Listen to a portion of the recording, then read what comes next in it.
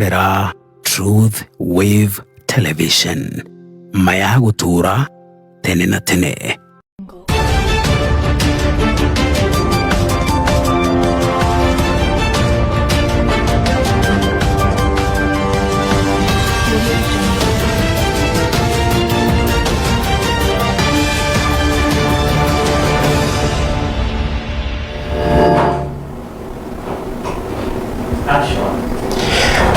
Karibu mpendo wa mtazamaji kwenye habari zetu tendeti za Truth Wave TV. Jina langu ni Meja Papa Eli. Tarehe ikiwa tarehe 10 mwezi wa 6 mwaka wa 2025, siku ikiwa ni siku ya Jumanne. Nakaribisha kwenye habari zetu tendeti za Truth Wave TV. Kimkutasari, leo kumekuwa na kizaazaa mbele ya stesheni ya Central Nairobi.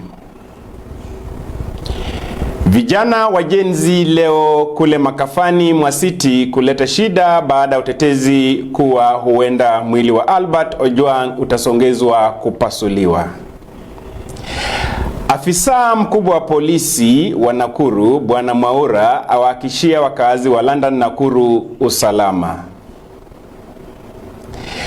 Wanaharakati wa Gen Z waingia kwa lazima katika makavazi ya City baada ya kukatazwa kuingia.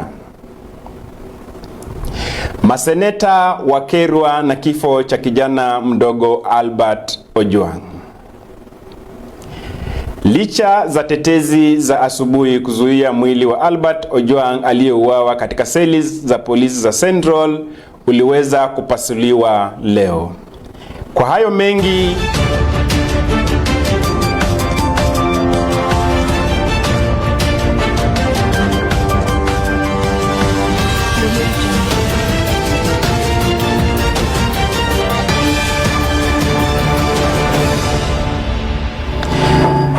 karibu kwa habari kuu.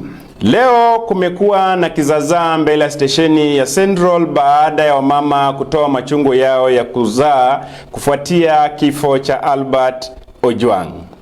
Wacha tukapate mengi kutoka kwa ripota wetu aliyekuwa maeneo ya Central Station.